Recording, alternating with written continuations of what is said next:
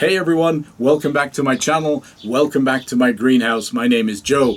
Welcome back to my tour of the cactus and succulent greenhouse, and welcome to part 2 of this August tour.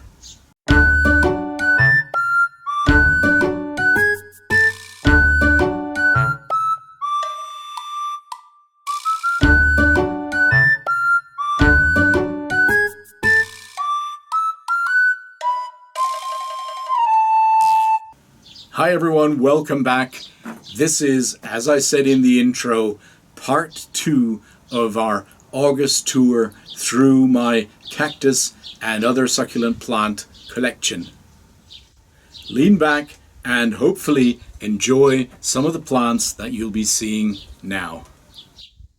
Indeed, let's continue our August, by now early September, tour of my cactus and other succulent collection. And for those of you who haven't seen it, part 1 featured primarily my cacti, but also quite a number of agaves, and also some other succulent plants. In this part 2, we're going to go over to the other part of my greenhouse where I actually keep my mainly African, but also some Asian other succulent plants, and you'll see those in a moment. Now, why I separate the two, I physically separate them in the winter time. During the summer, the door to that second compartment is always open, so the temperatures are actually pretty much the same. Even the watering schedule is very similar between this main cactus compartment, if you like, and the other, the Euphorbia compartment. And that winter differentiation is because quite a number of Euphorbia and other succulent plants, especially those not from southern Africa. The ones from southern Africa, they can be grown relatively successfully with the cacti, so cool winters, dry winters. But the others, especially those plants from Madagascar, Eastern Africa, Northeast Africa, and the Arabian Peninsula, and also from Asia, of course, Southeast Asia, those Euphorbia really need warmer winter temperatures and a little bit of water during those warmer winter temperatures as well. Now, what am I talking? In the cactus part of the greenhouse, I keep winter temperatures of around 4 to 6 degrees centigrade. That's around 40, so 39 to 43 degrees Fahrenheit to be precise. That's the cool, dry cactus compartment. Also, all my agaves there, and actually also quite a number of aloes there, and haworthias, etc. So a lot of these, let's say, normal other succulent plants, they can be grown with the cacti. Over in the separate compartment with those plants from Madagascar and Northeast Africa, Arabian Peninsula, etc., that's where I keep winter temperatures of 14 to 16 degrees centigrade, so around about 57 to 61 degrees Fahrenheit. And that, as I said, is because of those plants that require warmer winter temperatures. By the way, I also have, for cultivation simplicity purposes, if you like, I do also have my Euphorbia from southern Africa, so those that could be kept cooler, but I do keep those together with the warmer winter Euphorbias. They quite like that as well, so there's no harm in growing those South African Euphorbia together with the others. Now, as I've mentioned, in the main cactus part of the greenhouse, I do grow a lot of aloe plants as well. But in this video, I'm not actually featuring those aloes in great detail, because if you are interested in a more detailed aloe focus, then I've got this separate video on my channel that deals quite a lot, actually, specifically with aloe, and also features quite a number of those from my own collection in that video. So feel free, go ahead and take a look at that one. Now, let's step over to the other part of the greenhouse. Let's step across from the Americas over to the African continent, and let's take a look at those spurges, as they're also called, the Euphorbia and some other plants. The Euphorbia specifically, by the way, it's a huge genus of plants. In fact, it's what I've read, it's the largest genus of plants in the kingdom of plants, and it has over 2,000 species. Not all of those are succulent Euphorbias, but the ones that are succulent, those of course are the focus of attention for many of us hobbyists. And those are plants, of course, that have adapted to dry, arid conditions, just like the cacti on the North and South American continent. Let's start off with probably the largest of the hotspot areas of Euphorbia, succulent Euphorbia that is, and that is the Southern African region.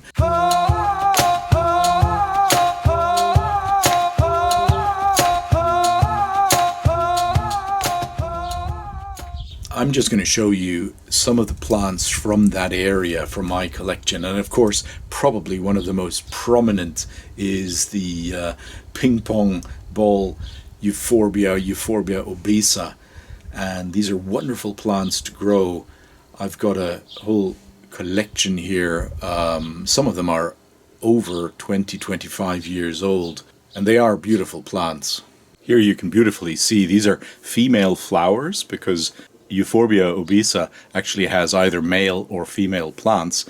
This is a female, and you can actually also see the ripe seeds inside the just opened seed pod below the actual flower. I'll be talking about flowers or blooms of Euphorbias a little bit later on in this video. Here's an interesting monstrose version of the Euphorbia obesa. It still, interestingly, flowers from the apex, from the crest of the plant, like the non-monstrose version does as well. Doesn't it actually look a bit like a rock itself? And it's like a rock with little flowers coming out of the cracks at the top of the rock. I bet you in its natural habitat, this plant would actually be perfectly hidden. And I've got a section coming up in this video that actually shares with you a few other examples of monstrose growth, that is, crested Euphorbias.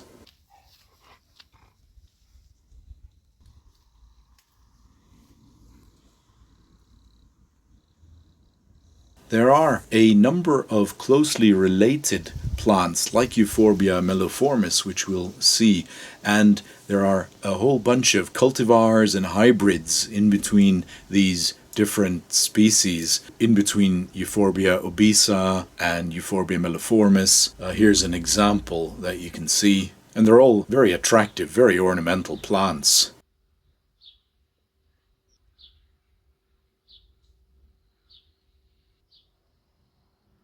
Even Euphorbia obesa comes in different shapes and morphologies.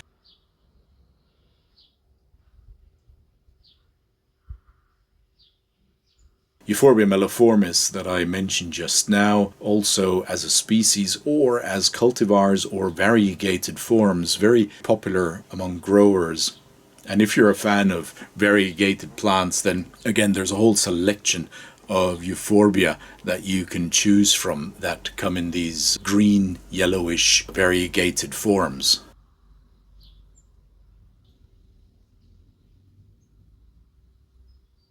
Beautiful plants to grow from the South African Euphorbia are Euphorbia horrida, and these are, of course, plants that at first sight resemble cacti, don't they?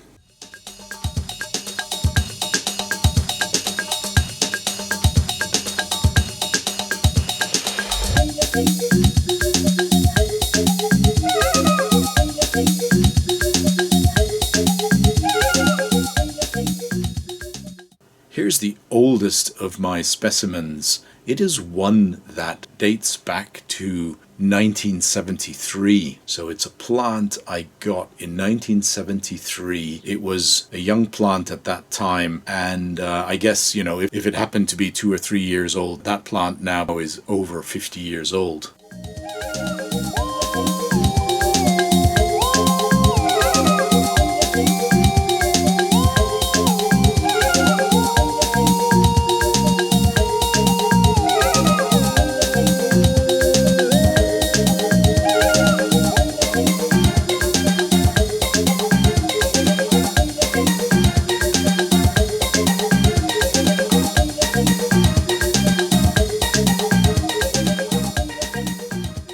Also, Euphorbia horrida comes in different shapes and sizes, different cultivars. There's cultivars that are striped. There are those that have a white epidermis, like the white snow cultivar.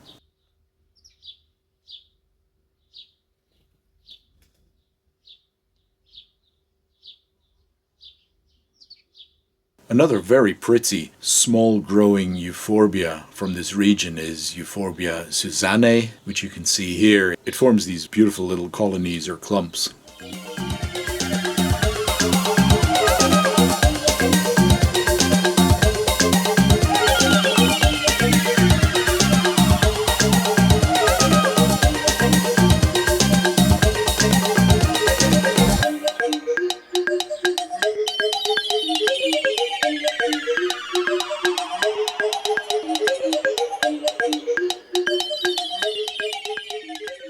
A number of you will probably also be growing this quite popular euphorbia, the pineapple euphorbia as it's also called. It's a cultivar that is very pretty also. I've left here the old leaves, which are the shriveled brownish leaves, and then the fresh leaves from this growing season. So the old ones from the past growing season. And what happens is at the end of the growing season, normally green leaves, they will shrivel and dry up. With the start of the new growth season, the growing season, there'll be a new generation of dark green leaves, fleshy leaves that the plants will grow.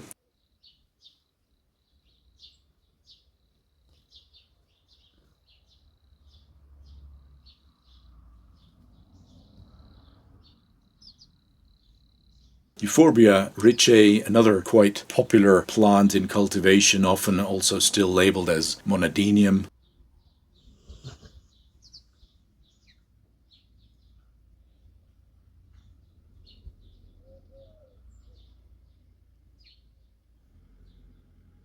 And this is a really special one. This is one of my all-time favorite euphorbia, the tortirama, which is this sort of spiraled form, very reminiscent of the cereus, the spiraled cereus that we saw in part 1 of the video. And look at this beautiful plant. The spiral geometry is just awesome, I find. It's quite slow growing, doesn't become that large, so a nice plant to grow in our collections.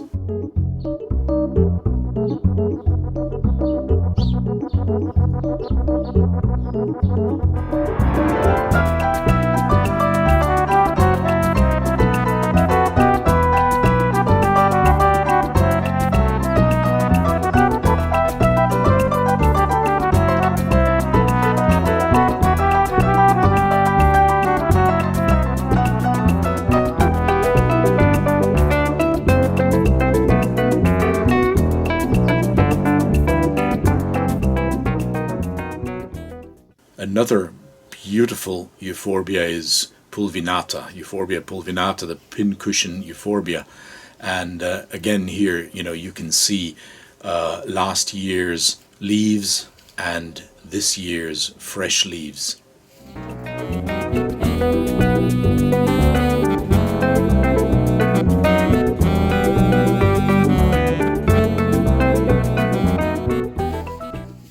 Now, succulent euphorbia are fantastic examples of convergent evolution. So they look like cacti, but they're not actually at all related to cacti. But why do they look so similar? Because they are plants that have adapted to very similar environments as the cacti have. So these desert, arid environments, and that's what scientists call convergent evolution, you get a similar adaptation to similar types of environmental conditions. So being able to store water for a long time in fleshy stems, and being able to shed leaves, being able to protect themselves with spines in the case of cacti and thorns in the case of euphorbia. They look quite similar, but they're not at all related.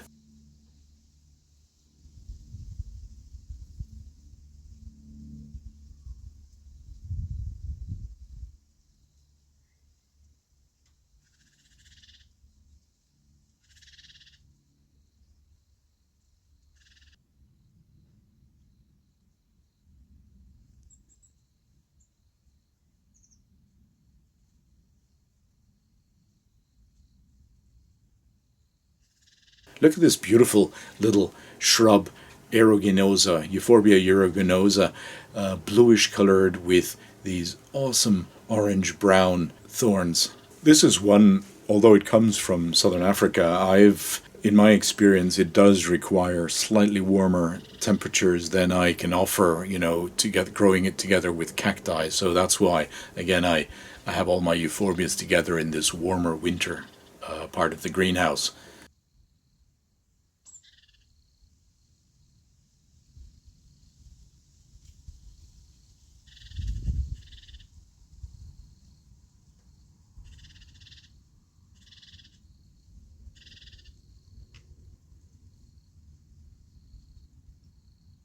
Look at this awesome plant. This is Euphorbia schönlandi, not very commonly found in collections. It has quite a bizarre shape, but absolutely beautiful if you enjoy succulent Euphorbias like I do.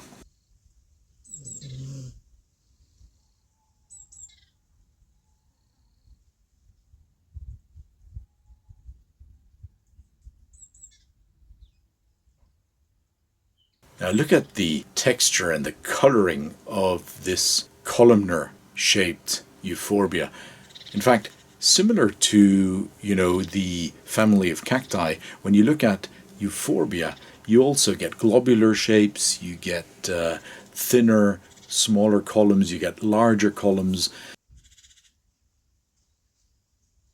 This is a particularly beautiful Euphorbia grandicornis, and it has these almost like sawed out indentations on its main stem. There's other larger columnar Euphorbias like Euphorbia amak or Euphorbia ingens, and those, you need a lot bigger and higher greenhouses than I have to actually allow these plants to grow to their full size. So I need to always cut them before they actually push through the glass ceiling of my greenhouse. Let's move to some of the Euphorbia from Madagascar, and probably the most widely grown and common, most popular one is Euphorbia milli or millii, which is the Christ's thorn Euphorbia. Beautiful plants.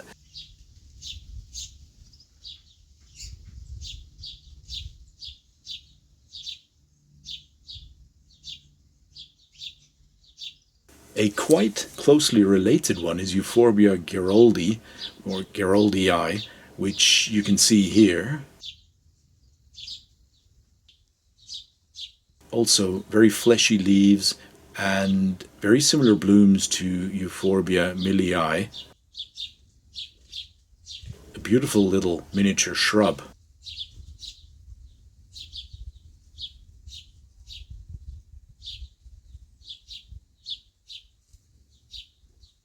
The Medusa Euphorbias, of course, primarily come from Madagascar, and Euphorbia dicarii is one of those very unusually shaped Euphorbia, and they actually have a central caudex, a thick succulent base from which you get these thinner stems growing. This is a variation or a subspecies to dicarii.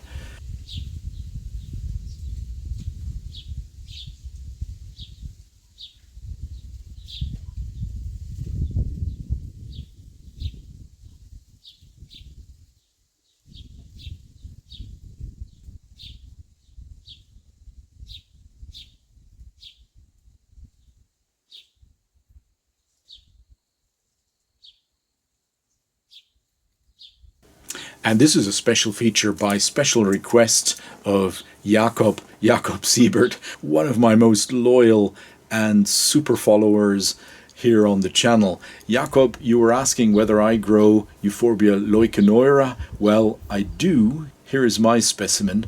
Not the world's best example, I suppose, because the leaves at the end, at the top of the main stem, they had developed early in the spring, but then during the hot, dry summer period, they dried up and were discarded by the plant. New leaves growing now. Here's a little fun fact for you. The popular name in German for this plant is translated spitting palm. Now, it's not a palm, but it does sort of spit, if you like, because the seeds of this plant are, when ripe, ejected, and they'll fly right across the room the plant is standing in, and you'll suddenly have little seedlings appear in all kinds of pots. And they, of course, were sourced from the spitting parent plant.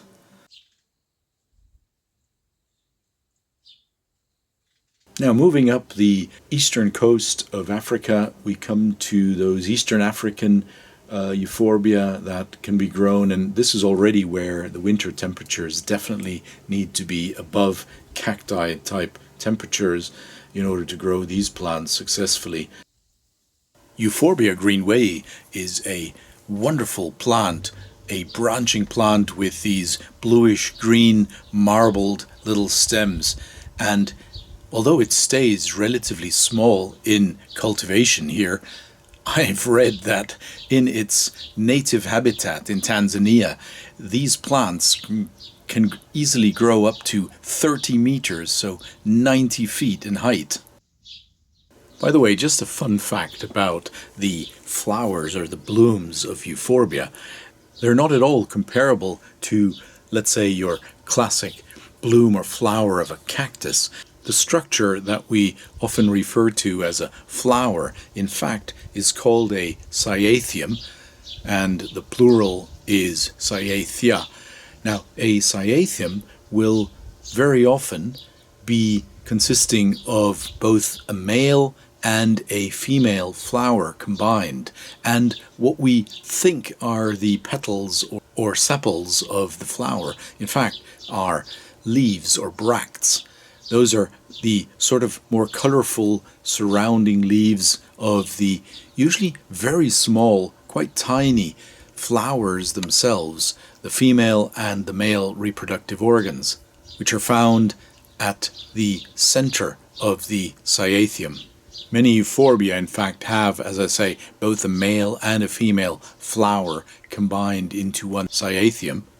Some Euphorbia, like Euphorbia obesa, actually have either male plants or female plants. So if you're planning on harvesting seeds from Euphorbia obesa, well, then you need to get yourself a male and a female plant.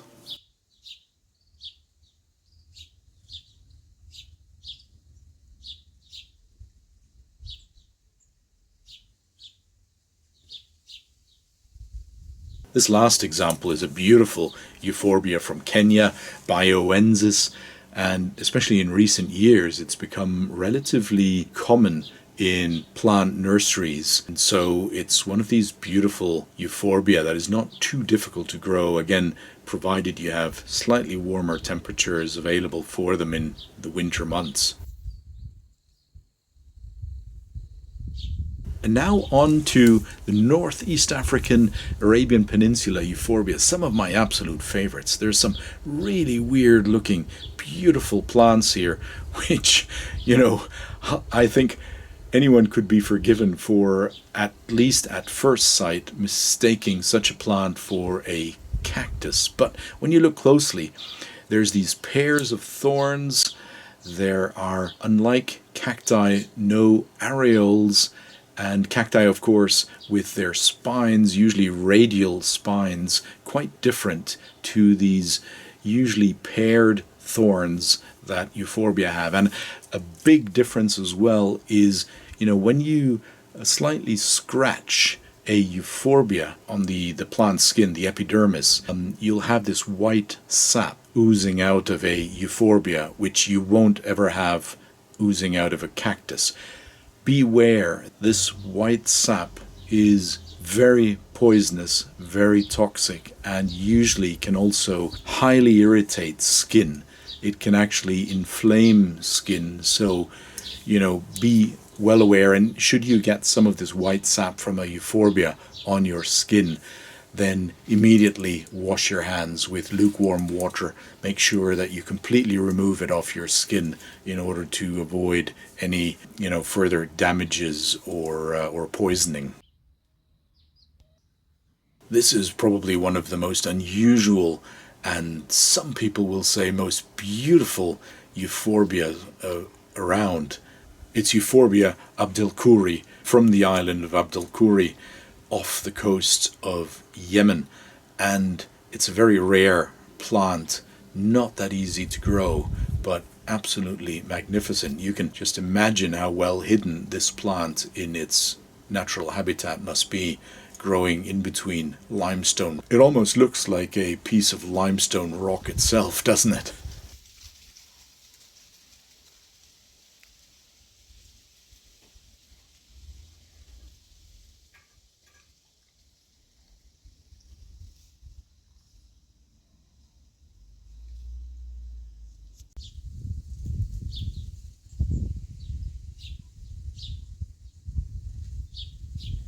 Euphorbia polyacantha is quite widely grown, quite widespread in collections, and this again is such a beautiful example of convergent evolution. Doesn't it look like some of the cereus cacti that we know from the Americas?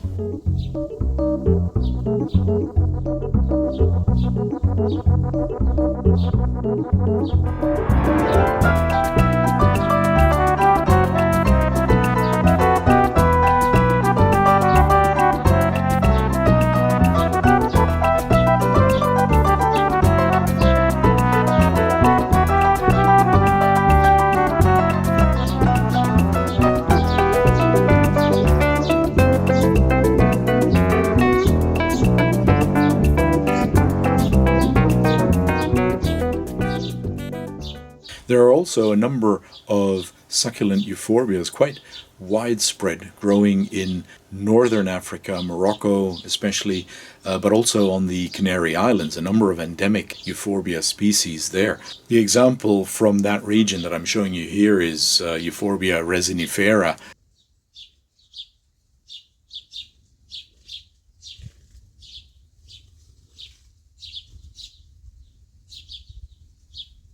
Let's take a look now at some crested plants, some crested euphorbia.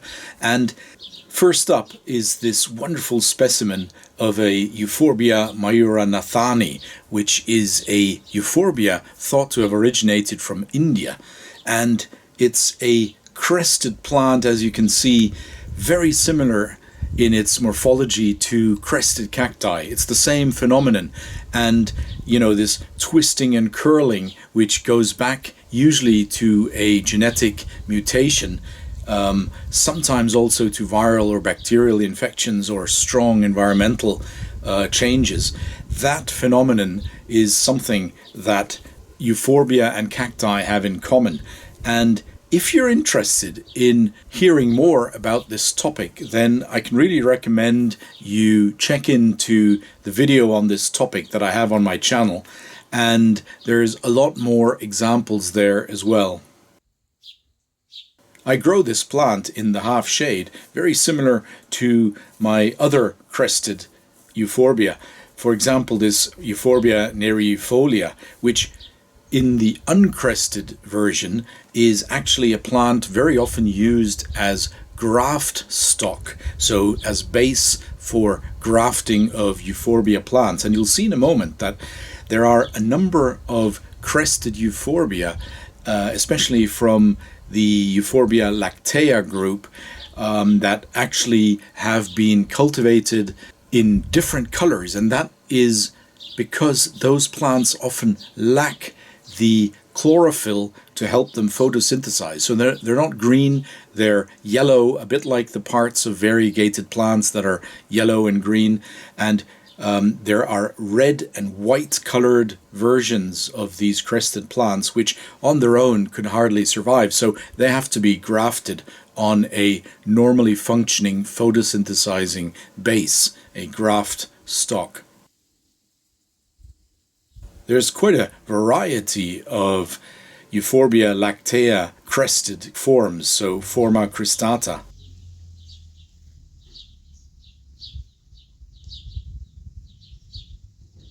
Now here's a really interesting phenomenon as well, and that is, as with cacti, plants that actually show cresting, like this Euphorbia trigona, they can, either in some parts of the plant or the entire plant, can revert back to normal growth. And that's what you're seeing with this plant here.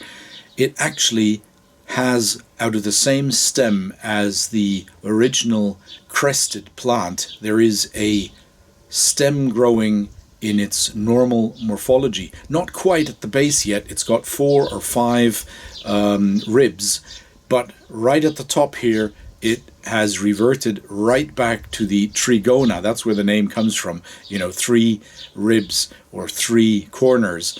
And that's exactly what we're seeing here. The plant has completely recovered, so to speak, and is growing in normal morphology on the base of its original mother plant, which is a crested version of this plant. Isn't that interesting, seeing the two forms side by side growing on the same roots?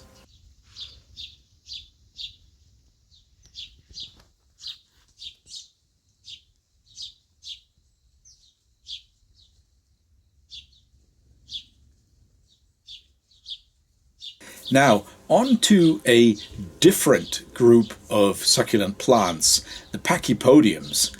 And I've got a few in my collection which I've had for many, many years. These two here I've been growing for over 20 years.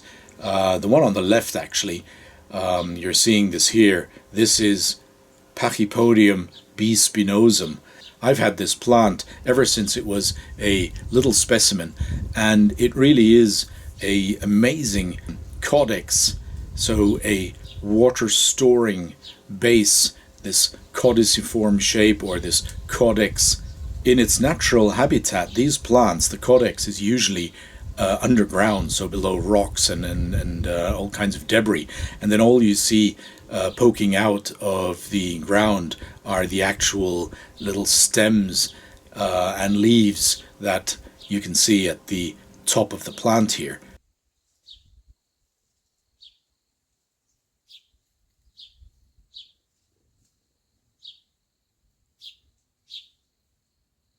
When growing these plants in our collections, of course, for the sake of beauty and being able to see this wonderful caudex body, we grow them basically just with the root tips still in the ground in the pots and the rest of the plant above ground.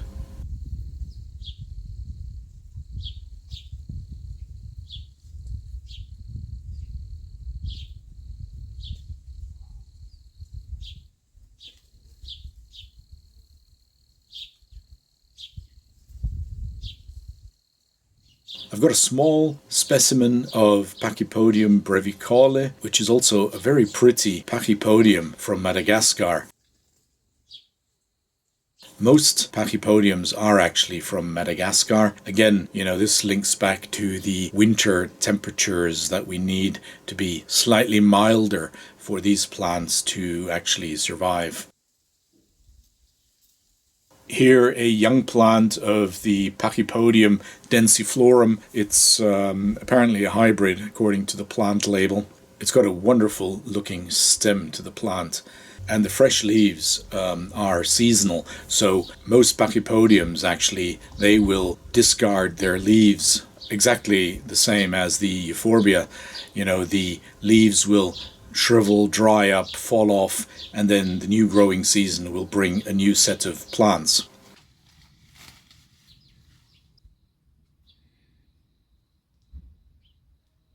Let's take a look at some other caudiciform or caudex bearing plants, and one of the really famous, or one of the really popular ones to grow, of course, is the elephant foot plants, Dioscorea elephantipes. And I've got one, actually I'm growing this one together with my cacti in that cactus part of the greenhouse. So this one does get temperatures going down to those 4 or 5 degrees centigrade, as I said. So what was that, 39 to 43 degree Fahrenheit roughly. This is also a seasonal plant, but quite interestingly, this one actually has these little shoots that look like vines coming out of the caudex plant, and they appear after the summer heat. So they start round about this time of the year now, as you can see here. This is August, September, these fresh shoots, and the plant will be green all autumn and winter, and well into the spring. And then once the next summer heat starts, it will discard all leaves and will actually go into a summer dormancy during that hot time of the year, where you really don't want to be watering the plant because there's a high risk of root rot. Some of my other caudex plants are from the genus Cadrostris. This is Cadrostris africana. Wonderful water storing plant bodies, and as I said earlier, these are usually the parts of the plant that are hidden in the soil, in the ground, and then you get these little vines or branches, little shoots with leaves that appear out of that caudex body, and they will actually grow, in my case, all over the greenhouse. So these can actually produce vines of 4, 5, 6 meters in length. So, you know, from one end of the greenhouse to the other easily. Some people like to trim and cut back these shoots and leaves. I do that for a number of these specimens I grow, but about half of the ones I grow, I just allow them to develop the full plant, if you like, and that really then will spread across the entire greenhouse. Another little caudex potato, Cyphia linarioides. Look at this tiny little shoot, this vine that comes growing from the apex of the caudex, and it then starts very quickly to twine its way up past Euphorbia and other plants all the way to the top of the greenhouse, past all the other plants, and it'll beat them all in terms of actually access to sunlight. But down in the shade, down in the shady part of the greenhouse, that's where these caudex plants are best kept. So I grow them in half shade. These are quite old plants from the genus Phokea edulis, and 2 or 3 other species. And they can be grown, and they do resemble a little bit bonsai type cultures, don't they? So I quite like staging them with a ornamental rock, some top dressing and so on. So that actually does look very pleasing to the eye as well. And once again, you can see the different vines from these caudex plants originating from the actual caudex body and then growing all over the space and room that you give them. These are just wonderful plants, and of course there's a lot of growers out there who specialize specifically on caudiciform plants, on these caudex bearing succulents. And now I'm definitely not a specialist, but I do enjoy the few specimens that I grow in my collection.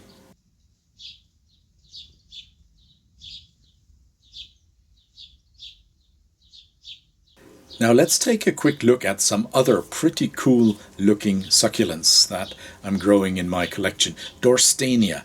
DORSTENIA is a genus that has some pretty awesome plants. Usually they stay relatively small, and they have a little caudex body at the base as well, and then leaves growing straight out of the caudex. But the most amazing thing I find about Dorstenias are their blooms. Look at what these flowers, these blooms look like. Not only the green color being extremely unusual, but the shape. I mean, they look like something from another planet. They look like some alien creatures basically just growing straight out of these Dorstenia caudex bodies. Aren't they amazing? They're not huge, up to a centimeter or so, half an inch in diameter, but these radial unusual shapes and the unusual color as well, I find makes them very, very attractive.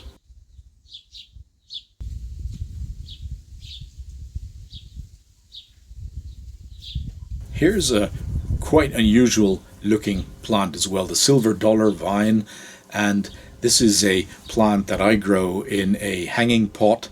It has these, as the name says, little dollar-like discs, which are the actual leaves coming off the vines, and it is a creeper as well. It will either, in the way that I'm growing it, hang down off the hanging pots, or you can get it to grow across your room or your greenhouse as well. Pachyphytums, not to be mistaken with pachypodiums that we just saw. Pachyphytums are beautiful succulent plants, moonstone succulents they're also called, and not only are the individual fleshy leaves just absolutely amazing,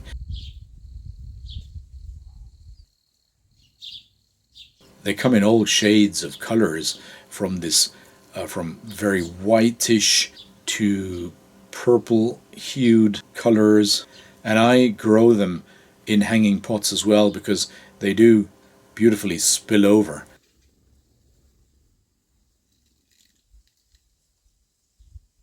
And talking of spill over, here you can see why this plant has a popular name called the worm plant. This is a quite simple looking plant, if you like, quite commonly sold in plant nurseries that sell succulent plants. And if you let this plant grow, I've had this one growing for many years now, it really takes on a wonderful ornamental shape. Haworthias are beautiful succulent plants. I'm showing you a few examples from my collection here. The nice thing about these especially is that you don't need a lot of bright sunlight. You don't need direct sunlight for them. They're actually quite happy in half shade, and some of them actually grow in total shade very well also. But they're very ornamental, very beautiful looking succulent plants, not too difficult in their cultivation. And there's some absolutely stunning hybrids that have been bred, especially some of the Japanese cultivars and hybrids. They're just breathtaking.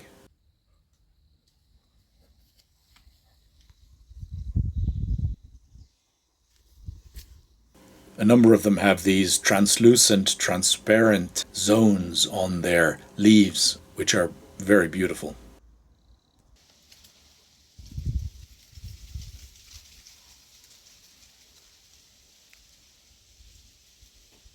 Now let's not forget the cacti. As we saw in abundance in part 1 of the video, there are some cacti that I do grow in this milder winter section. One of them, of course, is the Queen of the Night, Selenicereus grandiflorus, which was featured in a video not so long back, and quite a number of you will remember that video with the unbelievable night flowering Selenicereus. It's a plant that appreciates temperatures around 15 degrees centigrade in the winter, as do a number of cacti that originate from Brazil especially.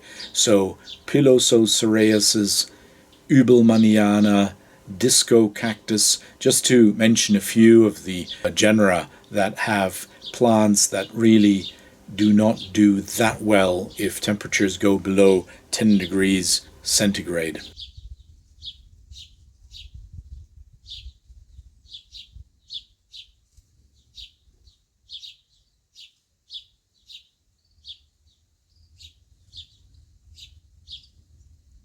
And I also, in this part of the greenhouse, have a top shelf that allows my Phaeocactus plants, the beloved Phaeocactus, to get, maximum sunshine and heat. And these are also species that actually prefer a slightly milder winter.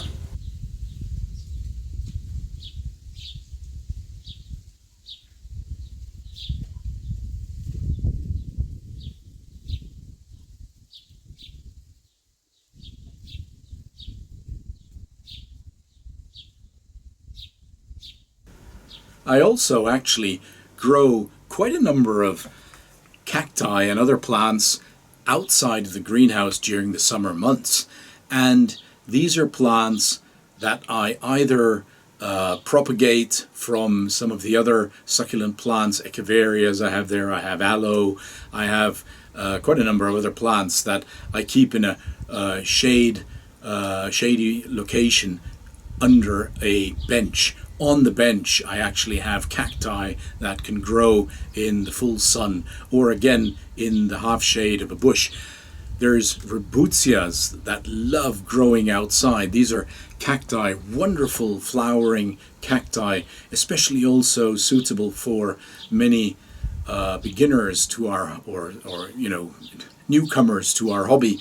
And these Rubutia, they actually love being outside during the summer months. They don't really thrive in stagnant air. And in my greenhouse, although I don't have stagnant air, because I've constantly got air circulation through my electric fans that I have, and I've got at least 6 or 7 fans in this greenhouse here, and they constantly move the air. I've got the doors, the windows open, so there is air movement, but just not enough for Rubutias. So I keep them outside and they look fantastic. It also helps avoid spider mites that, especially these type of cacti, Rubutias, they are quite prone to getting when they're indoors, also indoors with respect to a greenhouse. So as I say, growing those outside really is fantastic for the plants, for their health, and for the blooms in the coming spring. Generally, plants that grow outside in the open, in gardens, do actually stay healthier than a number of their counterparts that have to grow indoors. And that's simply because they become a lot more resilient through the exposure to the weather, to the cooler nighttime temperatures, which plants, especially cacti and many other succulents, do actually like a night-day difference. So they're not, so unlike, for example, quite a number of tropical orchids, if you're growing them, they don't really need or appreciate that much of a day-night difference. But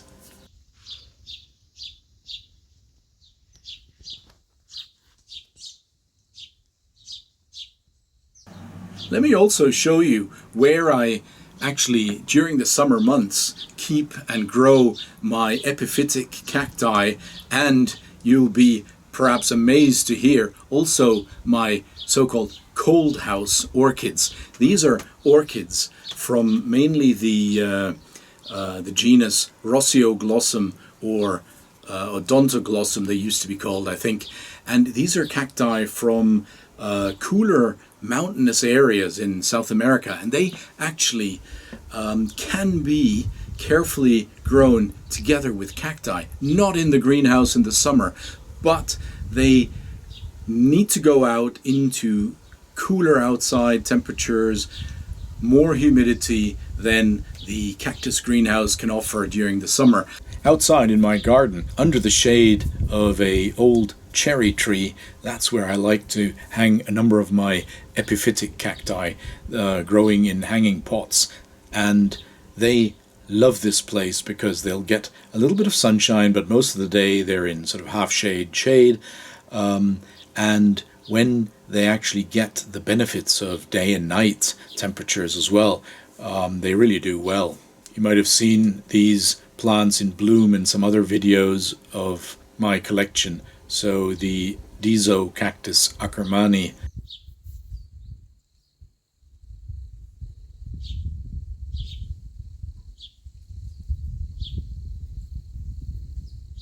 is a wonderful plant in the same way as the zigzag cactus, the Cactus anguliger. They have beautiful flowers, but even the plants themselves, these stems, sometimes mistakenly called leaves, they are very pretty and very ornamental.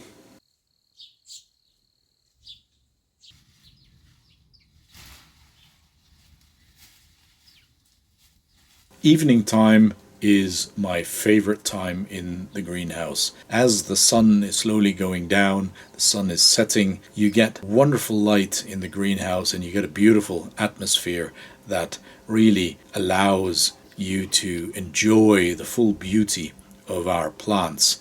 It's the thorns, the spines that get this, full coloration, not only because of the light passing through some of the translucent parts of the spines, but also because the light actually then really helps to enhance the beauty of the plants and they just start to glow. So coming to the end of this video, lean back and enjoy a little sundowner here in the greenhouse with me.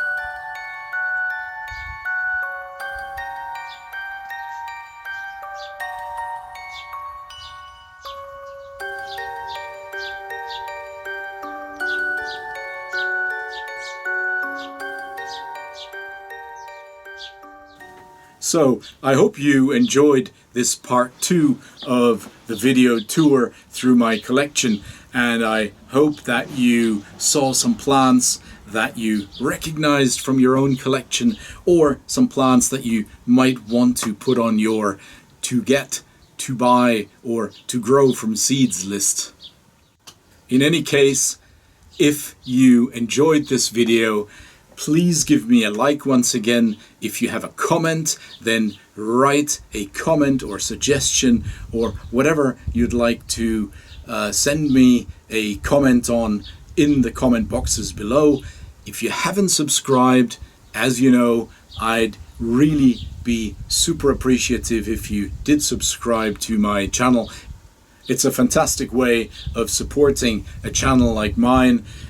And it's a great way also to stay connected with yourselves and to listen to some of the suggestions, ideas, comments that you might have for my videos, for my channel. All comments welcome all the time.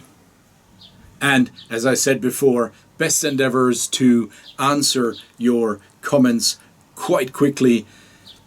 And should there be a delay, hopefully not too long, and I promise I will answer every comment that you send through. So once again, thank you very much for watching, and hope to see you very soon again. Until then, stay safe, and as always, happy growing!